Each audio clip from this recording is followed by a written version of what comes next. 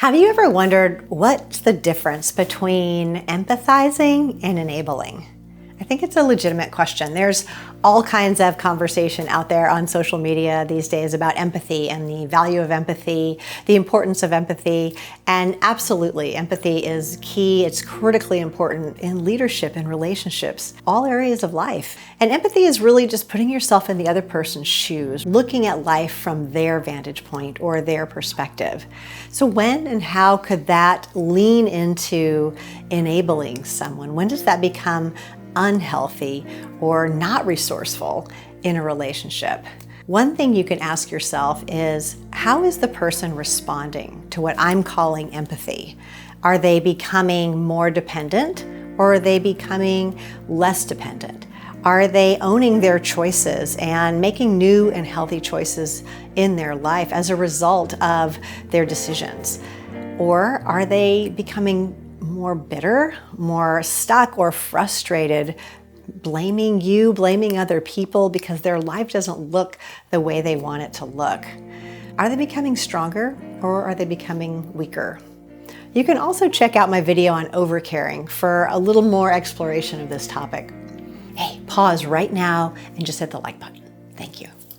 Another way to look at this is, are you responsible to someone or responsible for someone? Now, I would suggest that unless it's a child, you are only responsible to other people, not responsible for them.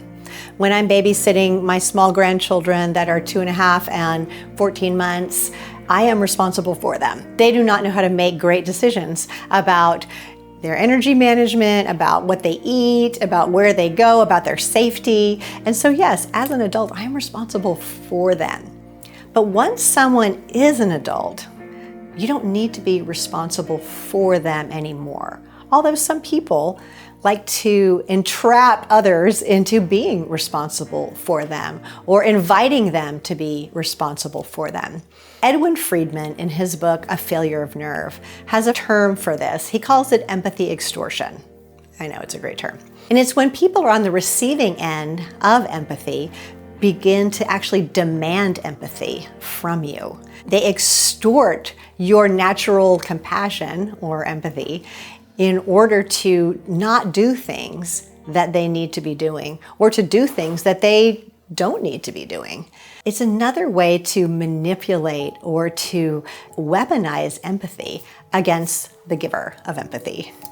So start to notice in your relationships, if you are saying to yourself, why do I always feel guilty in this relationship? Why do I always feel like I can't do enough, that nothing I ever do is good enough, that there's always a problem and the problem is always me, and that I'm getting blamed for my own choices and my own behaviors? You might pause and ask yourself, am I relating to this other person like I'm responsible for them? I'm responsible for their life and their experience of life. Or am I just responsible to them, either as a business partner or a friend or a spouse? And start to get clear on what is the expectation, and is the expectation indeed an authentic, real expectation, or is it some type of extortion? Check out your own intentions and see what you find. Another way is to look at your relationship and ask yourself, how am I spending my energy in this relationship? Boundaries, being responsible for versus to someone, empathy extortion. These are all things that if you pay attention, they suck your energy out. It takes an inordinate amount of energy because you're out of alignment. You're out of order. You're attempting to do something that you can't do. You can't be responsible for another person's life unless they're a child.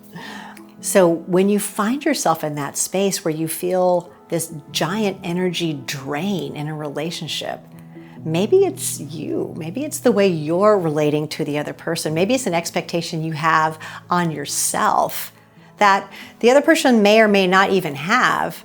Or maybe you've invited them into this type of dynamic for whatever reason. And that you can answer that one yourself. What are some great reasons to be in that position?